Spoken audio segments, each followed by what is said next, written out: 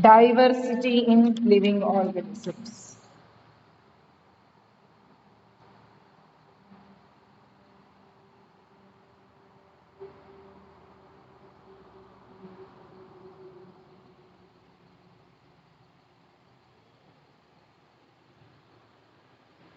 Diversity in living organisms. This chapter.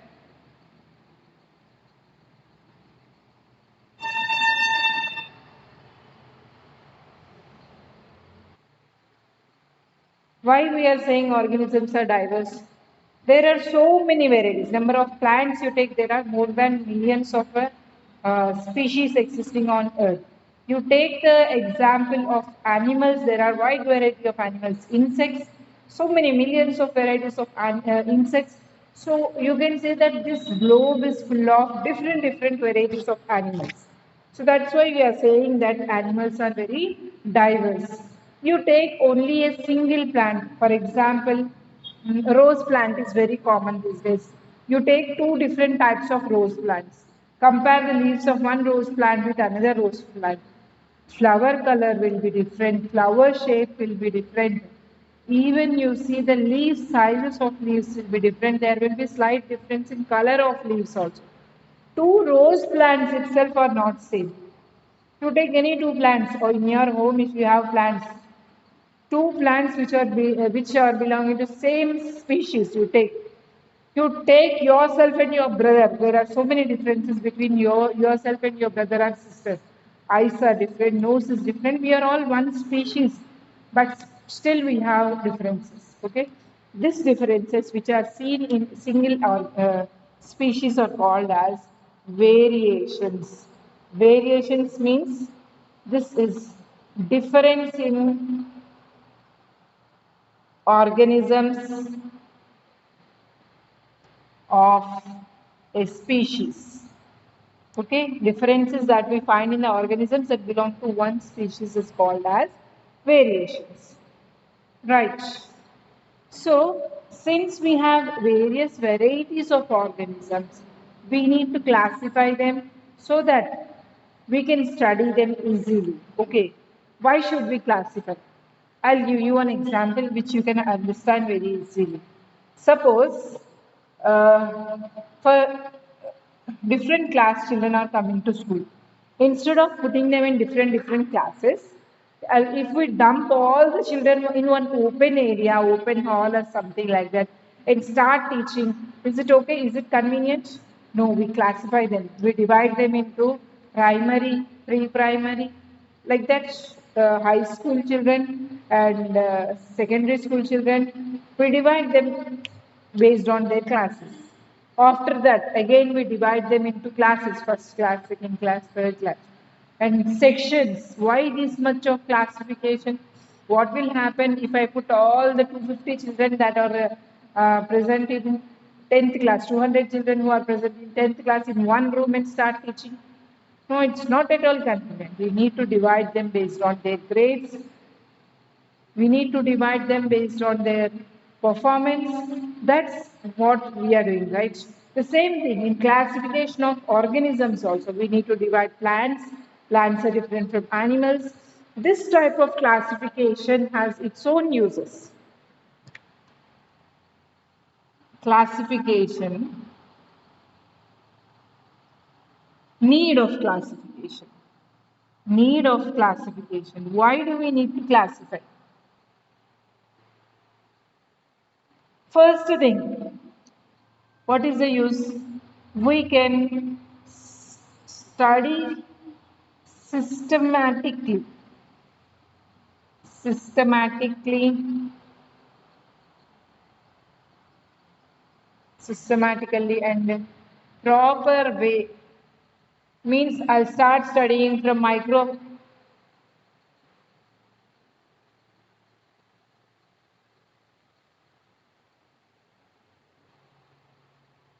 We need to study anything systematically. That is our first need of classification. Suppose when I start studying plants, I'll start from simple plants like algae, then we'll study about higher plants which are more complex.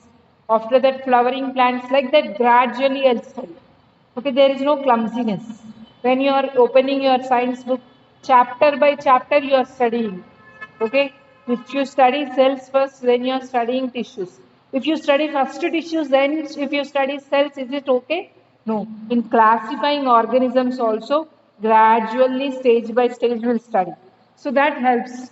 Second thing, to study one organism particularly, mechanism in one organism. Study or any organism completely. So once you have divided all the organisms, all insects have same type of heart, same type of excretory organ, same type of skin. So one organism, if you study, the other organism also will belong to same. It has same features. So study becomes easy when you want to study the organisms. And one more thing, it will be easy for ecologists to handle a large population. It will be easy to handle large population. What is this handling large population? See, suppose now we have a virus infection. We are able to understand that it is a virus infection. Why? We have already classified the organisms and there is a virus is a particle, it's not an organism, already it is studied. That's why we are able to identify that the organism that is causing disease is a virus. According to that, we are doing the research, what is required. If you understand, if it is not a virus or if it is a bacteria, we used to do research in according to that. Okay. So not only that, see there is some organisms are getting to be extinct, like tiger population is decreasing. So how we should handle that population? Suddenly, there is a forest fire and organisms are there in that. How to attract those organisms to come outside? What can we do? What is the behavior of the organism that are present in that particular habitat? If we understand, we can drive them. So if you study any organisms carefully, separately, you can handle them. Any problem comes or any, if there is any favor from the organisms also. There is one organism which can degrade the degrade the soil nutrients very easily. We can use it for improving our soil quality. So it can be by studying more number of organisms, we can handle them. For this classification is very important. We need to divide the organisms and study systematically to handle them well. Next, we can study comparatively. Comparative study. Comparative study means, take for example, insect's heart is like this, starfish heart is like this. You take any organism like mollusk, snail's heart is like this. We can compare and study. By comparing and study, we can understand evolution also. How evolution occurred. How evolution occurred. So the similarities and differences in the organisms based on the classification helped us study the evolution also.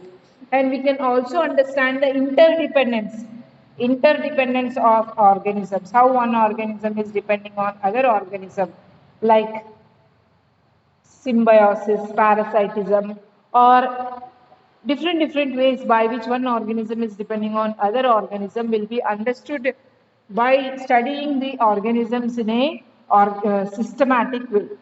Okay, these are some of the uses why classification is needed. Classification was first.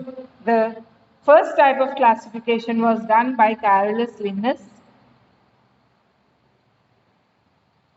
with the intention to classify organisms. In previous olden days, there were classifications like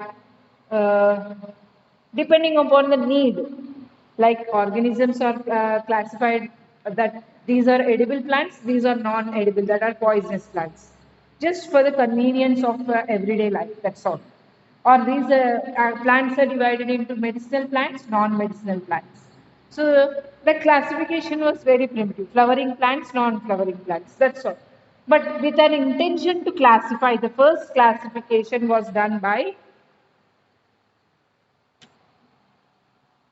as classification as a science of study was first done by Linnaeus.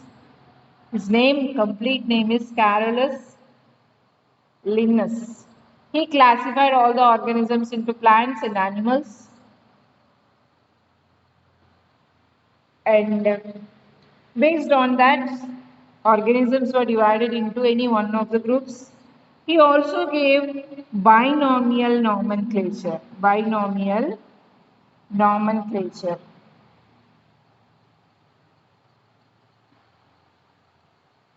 What is this binomial nomenclature?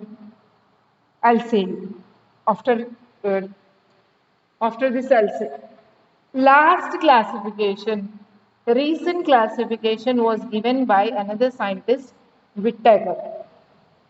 He gave five kingdom classification. He divided all the organisms into five different kingdoms. What are those five different kingdoms?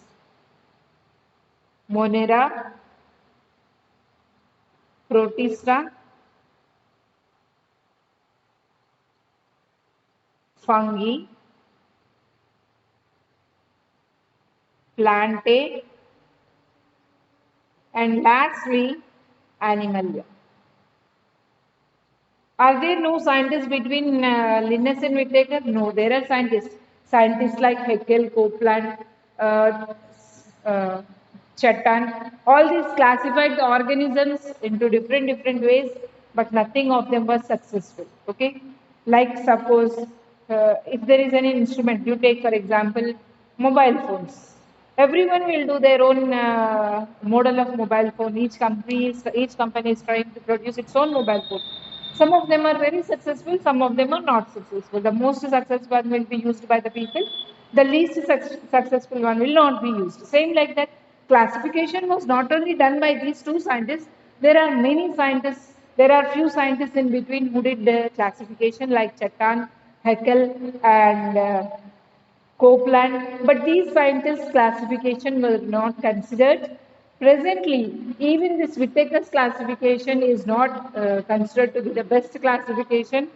After that, also there are some certain scientists who did classify the organisms. Okay, but as far the best model is Whittaker's only, so we are using this presently. Presently, the five kingdom classification is under use. Okay, what are these kingdoms? To understand this, we need to understand the hierarchy of classification. To understand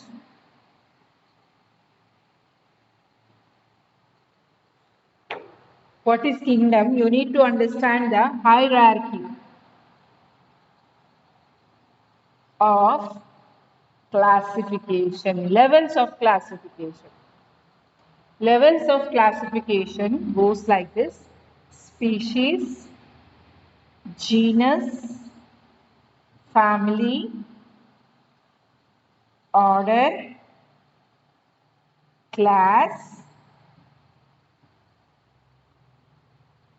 after class, phylum, kingdom. A group of species forms one genus. A group of genus forms one family. A group of genus forms one family. A group of family forms one order. A group of orders forms one class. A group of classes forms one phylum. A group of phylum forms one kingdom. I'll say you with an example. First thing we should understand what is a species. Species is a group of population which is reproductively isolated. Try to understand this term first. Species is a group of population which is reproductively isolated. Reproductively isolated. That means now we'll take a group of organisms that belong to monkey family. Monkeys are there, chimpanzees are there, orangutans, gorillas, all these are monkey families only, though. But do you think monkey can mate with monkey to produce a baby? Can a monkey produce baby with chimpanzee? Can a chimpanzee produce baby with orangutan? Can a orangutan produce baby with gorilla? It's not possible. That means these monkeys can produce babies among themselves. It is a different species. Chimpanzee can produce babies among themselves. It's a different species. Orangutan can produce babies among themselves. It is a different species. Gorilla can produce babies among themselves. So it is a different species. You take the dogs also. So many varieties of dogs are there. Pomeranian dog, German Shepherd, all these are dogs only, no? Can you make the Pomeranian dog and German Shepherd? Naturally, it's not possible. You can say me that in test tube you can take it, separate it, use it. Nowadays, even different genus, different genus also they are fusing together. They are doing experiments to fuse together. That I'm not talking about test tube.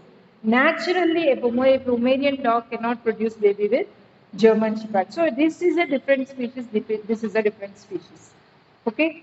So now it should be clear what is a reproductively isolated population means it can produce babies among themselves, then that is one species. Human being can produce babies with human beings only. Human beings is a different species. Monkeys can produce babies with monkeys. So all monkeys will form one species like that. So with this species, this is about species. Now, a group of species. So we discussed here, monkey, chimpanzee, orangutan, gorilla. All these are similar looking. They all belong to one genus only. You take for example, tiger is there, leopard is there. What else? Cheetah. All these are different families, different species, but all they are similar genus. Okay, organisms which are having more similarities, similar species are brought together and they are included in genus. Okay, similar genus. You take cat family and tiger family. They are also same. All tigers are same. Tigers are very much similar to cats. So they are brought together to form a same family. So similar families are brought together to form one order. Okay. Similar orders are brought together to form one class. Similar classes are brought together to form phylum and similar phylum. All fungus will form one phylum. All plants will form, all vertebrates will form one phylum. All invertebrates will form one. Like that, different phylums are formed based on the similarities. We'll search some similarities in the organisms and they'll bring into the common level of classification. Okay, so this is a hierarchy of classification. In this hierarchy of classification, every organism has one kingdom, has one family, has one class, like that. So the last two names, genus name and specific name, species name, are used to build a name for every organism, which is called as binomial nomenclature. Binomial nomenclature.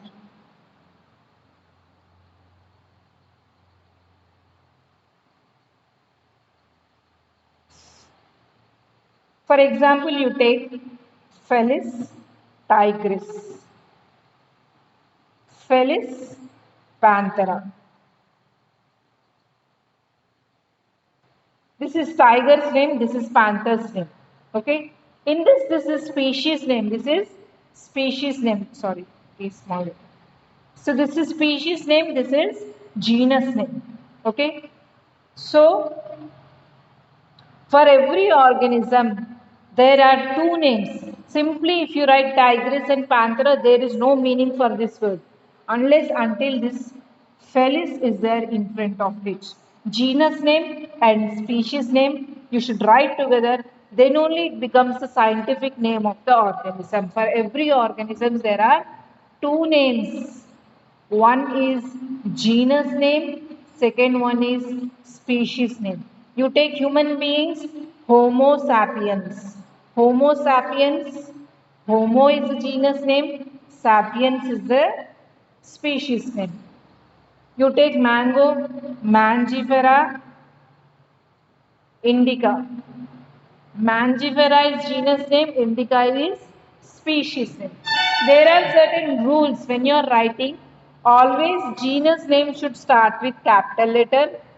Species name should start with small letter. Okay, this letter should start with capital letter, this one with small letter. If you are typing this name, you should type only in italicized letters. But if you are writing, you need to underline the names like this. Okay, always you should write. Yes, okay, Sriram, right, very good. So when you are writing, you should underline them like this. Okay, that is the rule. So this process of naming the organisms with two names is given by scientist Carolus Linnaeus. The scientist who proposed that every organism should be named with two different names.